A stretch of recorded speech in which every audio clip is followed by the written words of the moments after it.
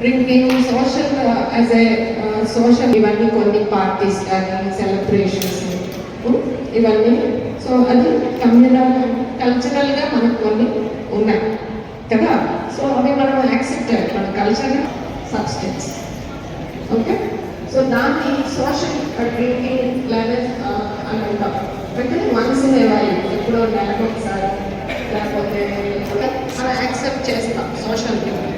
And వీటన్నిటిలో కూడా మన సినిమాస్ యాక్టర్స్ కూడా మనకి స్మోక్ చేస్తూ డ్రింక్ చేస్తూ మనకి కనిపిస్తుంది.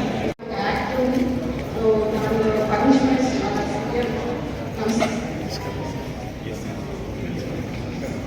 కాకుండా కొన్ని డిపెండెన్స్ ఒక పదార్థంతో కాకుండా సైకలాజికల్గా డిపెండెన్స్ వచ్చే కొన్ని బిహేవియర్స్.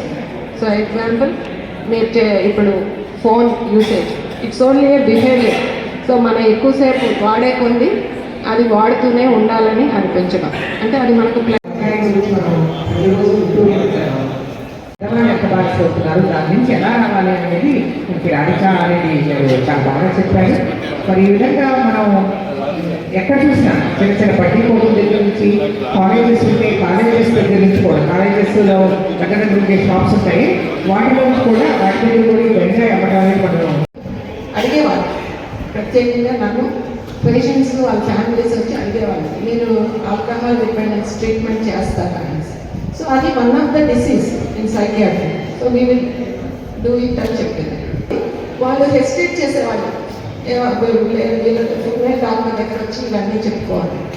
బట్ నా ఆఫ్టర్ 30 years చెప్పడానికి కూడా బాధగా ఉంది. So I'm seeing many female patients. So female alcohol dependence, female nicotine dependence and weed dependence పేషెంట్స్ని మేము ఇప్పుడు చూస్తున్నాం. సో అంటే ఫీమేల్స్ ఏంటి మేము చేయకూడదా అంటారేమో గర్ల్స్, అలా ఏం కాదు. అంటే ట్రెండ్ ఎలా మారింది over past 20-30 years and just స్కూల్స్లోనే దొరికిందని మనం విన్నాం న్యూస్ పేపర్లో. సో మరి దీన్ని మనం ఎంతకంటే మీ విజ్ఞతకే వదిలేయాలి. పేరెంట్స్ వాళ్ళు చాలా కేర్ తీసుకోవాలి పిల్లల విషయంలో. అసలు వాళ్ళ ప్రతి మూమెంట్ అబ్జర్వ్ చేస్తూ ఉండాలి, ఎలా ఉన్నారు ఏంటి అని. చిన్నవాళ్ళు ఏంటి పెద్దవాళ్ళు ఏంటి, అంటే స్కూల్ స్టూడెంట్స్ నుంచి కాలేజ్ స్టూడెంట్స్ వచ్చే కూడా ఇవన్నీ గమనిస్తూ వాళ్ళని కౌన్సిలింగ్ చేస్తూ అవసరమైతే నిజంగానే ఇలాంటి డాక్టర్స్ తీసుకెళ్ళి వాళ్ళ చేతి కౌన్సిలింగ్ ఇప్పిస్తే దానికి something I can start with my Swagata. Thank you so much sir for marking your presence. I know it's been busy, but thank you. So, sorry, we under Kartatuvana Rajna, my guest is Sakavraga Medical Kapadidamo, and today on the auspicious location of MG Naidu Super Special 8th Anniversary, we would love to extend a warm welcome to all our dignitaries. So, we under Kartatuvana Rajna, మరి మన రైతులు MLA గారిని గౌరవనీయులు శ్రీ కామినేని శ్రీనివాస్ గారిని సగర్వంగా వేదిక ఆహ్వానిస్తున్నాము. And వాటితో పాటు డెఫినెట్లీ అంటే ఇద్దరు లెజెండ్స్ స్టేజ్ మీద కలిసి వస్తే వాళ్ళు విజయవాడ కావాలంటారా? ఓకే, గౌరవనీయులు మరి మన విజయవాడ వెస్ట్ కాన్స్టిట్యూన్సీ నుంచి మన ఎమ్మెల్యే శ్రీనివాస్ గారిని సగర్వంగా వేదిక ఆహ్వానిస్తున్నాము. Thank you so much. వాటితో పాటు రాధికా రెడ్డి గారు, సో ఎన్టీఆర్ యూనివర్సిటీ నుంచి రిజిస్ట్రార్ గారిని అండ్ మొత్తం ప్రముఖ సైకాట్రిస్ట్ వారిని సగర్వంగా ఆహ్వానిస్తూ, సో మన MG Naidu super speciality hospital రూపకర్త, so 38 years of lovely journey with a lot of beautiful people. Put your hands together. గౌరవనీయులు ఎంజీ నాయుడు గారిని సగర్వంగా స్టేజ్ మీద ఆహ్వానిస్తున్నాము. దాంట్లో భాగంగా సార్ కొంచెం మీ అందరికీ తెలిసిందే ఎక్కువ పేషెంట్ దగ్గరగా మనకి దూరంగా ఉంటూ ఉంటారు. సో సార్ ఒక్క 5 minutes వచ్చేస్తారు. ఈ లోపల రిప్రజెంటింగ్ మాధవి గారు ఒక్కసారి గట్టిగా చెప్పట్లో సహధర్మచారి MG Naidu hospital and of course doctor కౌన్సీ గారు ఆల్రెడీ మనందరికీ చాలా సుపరిచితులు. Is one of the most backbone అని చెప్పాలి. Thank you so much. ఒక్కసారి గట్టిగా చెప్పట్లు పడితే as a token of respect మనం చక్కటి కార్యక్రమాన్ని పుష్పగుచ్చం చక్కగా అందించున్నాం కాబట్టి జ్యోతి ప్రచురణ కార్యక్రమానికి ఒకసారి అందరూ వెళ్ళి every year we're growing with lot of so care and heal రెండు దొరికే ఒకే చోట దేవినేని అపర్ణ గారు వారిని కూడా సగౌరవంగా ఆహ్వానిస్తున్నామని to please join the ceremonial lighting of plan. So ఒకసారి వారిని అండ్ మిగతా ఎవరైతే అతిథి మండలు కింద సోఫాలో కూర్చున్నారో all the lovely ladies please join because you are a part and family of MJ Naidu super speciality hospitals. ఒక్కసారి వారందరినీ కూడా వేదికను అలంకరించవలసిందిగా కోరుతూ ఈరోజు జ్యోతి ప్రజ్వలన కార్యక్రమాన్ని మేము ముందుకు తీసుకొస్తున్నాం. ప్రతి సంవత్సరం దేదీప్యమానంగా ఎంతే అద్భుతంగా సో ముందుకు దూసుకెళ్ళిపోతూ ఎంతమంది అద్భుతాన్ని జీవితాన్ని కొత్త జీవితాన్ని అందిస్తూ so thank you so much with all the healing hands and caring hearts. So ఇంకా ఎన్నో యానివర్సరీస్ జరుపుకోవాలి, not just number but I extend a very warm welcome on behalf of Anjay Naidu Super Speciality Hospitals on the occasion of the 30th anniversary. Today, Anjay Naidu Hospital is at the forefront of orthopedic innovation and is the center of excellence representing cutting-edge technology in our system. But ఇది ఒక చిన్న rented room నుంచి start అయినప్పుడు doctor M J Naidu గారు who is the visionary behind this hospital. He has started it from humble beginning and today he has come to a 150-bedded super specialty hospital offering tertiary orthopedic care center. అంటే ఇది దాంట్లో 2018లో road safety walking దాంతో పాటు free surgeries చేశాము more than 15 పేషెంట్స్కి. 2019లో ఈ టైంలో anti plastic campaign plastic వల్ల జరిగే దుష్పరిణామాలు ఏంటి అని స్కూల్ స్టూడెంట్స్ చిన్నప్పటి నుంచే మనం ట్రైన్ చేయాలి అని చెప్పి 2019లో కొంచెం మోర్ దాన్ 30+ మున్సిపల్ చౌదరి గారు సెంట్రల్ మినిస్టర్ చేశారు, చాలా రాజ్యసభ చేశారు. నేను ఎమ్మెల్సీ ఎమ్మెల్యేగా చేసినప్పుడు సెకండ్ టైం ఎమ్మెల్యేగా ఉన్నాను. సురేష్ రెడ్డి గారితో మొన్నే ఆర్టీసీ రీజనల్ చైర్మన్గా నెల్లూరు చేశారు. రంగప్రసాద్ గారు సీనియర్ బీజేపీ అందరూ వచ్చారు. ఆర్ఎస్ఎస్ బీజేపీ ఆర్ఎస్ఎస్ అందరికి నమస్కారం. చాలా మంచి కార్యక్రమం. నిజంగా ముందు నేను ఇన్వైటింగ్ కాదు, చౌదరి గారిని చూస్తే చౌదరి గారు అసెంబ్లీకి అంతా మనం కలిసి వెళ్దాం అంటే అప్పుడు నేను నాయుడు గారు మనకు చెప్పారు అసెంబ్లీ ఉంది కదా కష్టం నాయుడు గారు అంటే సరిలేండి అన్నారు. కానీ చేసే పని మంచిది, చేస్తున్న వ్యక్తులు మంచాడు కాబట్టి వచ్చారు.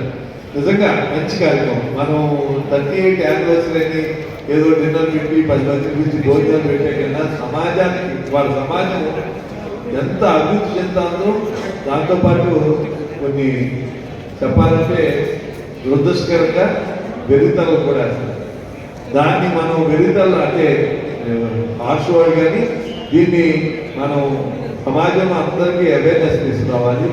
తప్పకుండా ఇవాళ డ్రగ్ అవేర్నెస్ అంటే దాని డ్రగ్ అనేది చాలా ప్రాణాలను కాపాడేదాకా ఒక చెడ్డ పేరు వచ్చేది.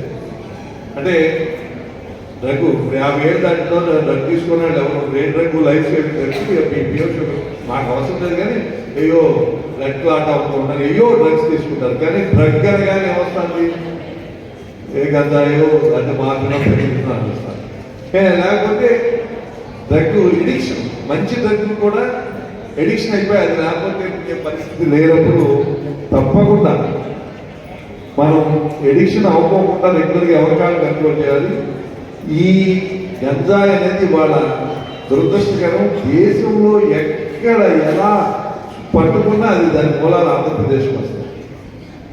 ఇవాళ కాలేజీలోనూ ఆ పిల్లలు మిగిలిన వేరు గంజాయి ఎలా ఉంటుందో చూద్దామని ఒక్కసారి దాన్ని చూస్తే అందరికీ ఎంతూజియాజం ఉంటుంది. దానికి ఎలా ఉంటుందని చూస్తే పూర్వం ప్రతినిధులు మార్చదని ఉండేది. ఒకసారి చూస్తే దాని ఎలిజిలేషన్స్ దాని ఏయో ఊహాలోకాల్లో ఉండి చాలా బాగుందని పిల్లగా ఎడిక్ట్ అయిపోతాయి. గంజాయి కూడా ఇవాళ మనకి రాష్ట్రంలో అతిపెద్ద సమస్య గంజాయి. మనకి దానివల్ల మేము చదువుతున్న రోజుల్లో మాకు సైకాట్రీ అంటే ఇప్పుడు రాజకీయ చాలాసేపు చెప్పారు. నేను చదువుతున్న సైకాట్రీ మాకు 2 పేజీలు బ్యాలెన్స్ కట్టింది ఎగో అండ్ సూపర్ ఎగో ఇటు నార్మల్ సైకాట్రీ. ఈ గంజాయి తాగితే రన్నింగ్ అమాక్ అని ఇప్పుడు మీరు చెప్తున్నారు. ఈ సమావేశానికి వచ్చిన ఎక్కువ మంది స్టూడెంట్స్ ఉన్నారట. అందరికీ కూడా నా హృదయపూర్వక నమస్కారాలు. ఈ మెడికల్ ఫీల్డ్ అనేది ఇది ఒక గొప్ప వృత్తి. మీరందరూ కూడా డాక్టర్స్గా ఉంటే సీనియర్స్ ఉన్నారు, జూనియర్స్ ఉన్నారు, అందరూ కూడా నా నుంచి ఒకటి చెప్పదలుచుకున్నాను. ముందు డాక్టర్స్, ఈ మధ్యకాలంలో డాక్టర్స్ అందరూ కూడా the moment a patient comes, generally their intention is to convert the man's pain as a commodity to trade further. అలా కాకుండా న్యాయపరంగా వైద్యం చేయాలి. అలా చేస్తేనే మానవత్వం ఉంటుంది అనేది అందరూ కూడా గుర్తుపెట్టుకోవాల్సిన అవసరం ఎంతైనా ఉంది. అయితే డాక్టర్ ఎన్జే నాయుడు గారి గురించి నేను చాలా విన్నాను. యాజ్ అన్ ఆర్థోపెడిషన్ 35 సంవత్సరాలు అయిందట ఇక్కడ practice, hospital, multi speciality hospital పెట్టబెట్టి ఆయన జర్మనీలో, సింగపూర్లో అనేక కోర్సెస్ చేసి కొత్త టెక్నాలజీస్ తీసుకొని వచ్చి ఇక్కడ విజయవాడ పట్టణం అన్నారు కాబట్టి విజయవాడ పట్టణంలో అందరికీ కూడా సేవా కార్యక్రమాలు చేస్తూ ఉన్నారు. చాలా గొప్ప విషయం అది. అయితే దాంతోపాటు కొన్ని సేవా కార్యక్రమాలు చేయడానికి ఇంతకుముందు వంశీ గారు చెప్పేది మేడం చెప్తా ఉన్నారు. హెల్మెట్ అవేర్నెస్ అని, యాంటీ ప్లాస్టిక్ అని, ఈరోజేమో యాంటీ డ్రగ్ గురించి అవేర్నెస్ అవుతుంది. ఎందుకంటే డ్రగ్స్ అనేది ఎంత లాంగ్ టర్మ్ రామిఫికేషన్స్, దీర్ఘకాలిక పరిణామాలు ఎలా ఉంటాయి అనేది ఒకసారి ఊహిస్తే మొత్తం సొసైటీ మొత్తం కూడా కుదేలైపోవడానికి అవకాశాలు ఉన్నాయి. కొన్ని దేశాల్లో డ్రగ్స్ మూలాన ఈ రోజున వాళ్ళ ఆర్థిక వ్యవస్థ పూర్తిగా పడిపోయి చాలా దెబ్బతింటా ఉన్నారు. దాంతోపాటు ఈ కార్యక్రమాలు చేసినప్పుడు అనేక సందర్భాలుగా నేను అనేక చోట్లకి చేస్తూ, మా గ్రూప్ నుంచి కూడా నేను చేస్తుంటాను కంటిన్యూస్గా. కానీ ఈ కార్యక్రమాల్లో ఏది చేసినా దాని యొక్క రిజల్ట్ ఏమవుతుందనేది మెజర్ కూడా చేసుకుంటే మంచిది. యాంటీ ప్లాస్టిక్ చేశారు, ఆ రోజు ఒక ప్రోగ్రాం చేసినాక తర్వాత ఏమైంది చూడకపోతాం. అట్లాగే డ్రగ్ అవేర్నెస్ ప్రోగ్రాంలో చేస్తే కనుక దాని నుంచి ఎంతమందిని మనం మార్చగలిగాం అనేది ఒక డేటా క్రియేట్ చేస్తే, ఈరోజు టెక్నాలజీ ఉంది, డేటా క్లియర్గా మనం పెట్టుకుంటే మళ్ళీ ఫర్దర్ ఇంప్రూవ్మెంట్స్కి పనికి వస్తుంది. ఇప్పుడంతా యుగం ఆర్టిఫిషియల్ ఇంటెలిజెన్స్గా వచ్చేసింది కాబట్టి ఈ డేటా అంతా ఆర్టిఫిషియల్ ఇంటెలిజెన్స్లోకి లోడ్ చేస్తే త్వరగా మనం కంపేర్ చేయడానికి అవకాశాలు ఉంటాయి. దాంతోపాటు అన్ని దేశాల్లో ఈ సమస్య ఉంది. పేరుకి హెల్త్ కేర్ అంటాం. మన దేశంలో అత్యంతంగా ఎక్కువగా ఉన్న సమస్య ఏంటంటే హెల్త్ కేర్ అనే పేరుతో మనం చేస్తామంది సిక్ కేర్ చేస్తున్నాం. సిక్ కేర్ అంటే ఒక మనిషి ఆల్రెడీ సిక్ అయిపోయినాక వాళ్ళకి ఏ మందు ఇవ్వాలి, మందు ఇచ్చి రియాక్టివ్ మోడల్. రియాక్టివ్ మోడల్ వల్ల ప్రొడక్టివిటీ దెబ్బతింటా ఉంది. కాబట్టి ప్రివెంటివ్ సిక్నెస్ చేస్తే ఉపయోగం ఎక్కువ ఉంటుంది. సో డాక్టర్స్ అందరూ కూడా ప్రివెంటివ్ సిక్నెస్లో కూడా మీరు సంపాదించిన మార్గాలు ఎన్నుకోవాలి. ఎప్పుడు కూడా అవతల వాళ్ళు సిక్ అయినాక మందులు ఇచ్చి లేకపోతే వాళ్ళకి ఆ టెస్టులు రాసి డబ్బు సంపాదించడం కాకుండా ప్రివెంటివ్ సిక్నెస్ కనుక మనం చేస్తే ఒక మనిషి ప్రొడక్టివిటీ పెరుగుతుంది. ఈరోజు మన భారతదేశంలో జరుగుతూ ఉంది రియాక్టివ్ మేనేజ్మెంట్ వలన 45 నుండి 55 సంవత్సరాల లోపల హ్యూమన్ బాడీని టోటల్గా అబ్యూజ్ చేసి వాళ్ళు సిక్గా రిపోర్ట్ చేస్తే గవర్నమెంట్ హాస్పిటల్స్లో వీలైనంత వరకు గవర్నమెంట్ డబ్బు అసమర్థతతో, అంటే inefficient way of health care management అనే దాంట్లో ఖర్చు పెట్టి, ఒకవేళ భగవంతుడు దయవలన వెనక బతి పట్టగలిగితే పొలిటీషియన్స్ మాట్లాడారు వెళ్ళి ఓట్ ఫర్ అస్ అని అడుగుతున్నాం, మా మూలంగా మీరు బతికారు కాబట్టి అని చెప్పి. అంతేగాని ఆ యొక్క వ్యక్తి ప్రొడక్టివిటీ పెరగట్ల. కాబట్టి యువతలో ఇవన్నీ ఆలోచించి బాగా హెల్త్ కేర్ దానికంటే ప్రివెంటివ్ సిక్నెస్ మీద ఎక్కువ ఫోకస్ చేస్తే మరీ మంచిది. డెఫినెట్గా ఈ డ్రగ్ అవేర్నెస్ ప్రోగ్రామ్ అనేది, యాంటీ డ్రగ్ అవేర్నెస్ ప్రోగ్రామ్ అనేది చాలా ఉత్తమమైంది, ఉన్నతమైంది కూడా. ఈరోజు చాలా నీడ్ ఆఫ్ ది అవర్ అని చెప్పచ్చు. యంగ్స్టర్స్ డాక్టర్ వంశీ కూడా ఇందాక చెప్పిన విధంగా ఇది మనం ఈరోజు కార్యక్రమం చేసామంటే కాకుండా కంటిన్యూస్గా పర్సీవ్ చేసి డేటా కలెక్ట్ చేసి దాన్ని అనలైజ్ చేసి మెజరబిలిటీ ఉండాలి. ఇంతమందిని 10 మందినా 100 మందినా 1000 మందినా మనం మార్చగలిగామనే విషయం చేస్తే బాగుంటుందని చెప్పి నేను సూచిస్తూ సెలవు తీసుకుంటున్నాను. మాకు ఎందుకంటే మీ ఇద్దరు కూడా అసెంబ్లీకి వెళ్ళాలి. నేను కాదనలేక వచ్చాను. నాతో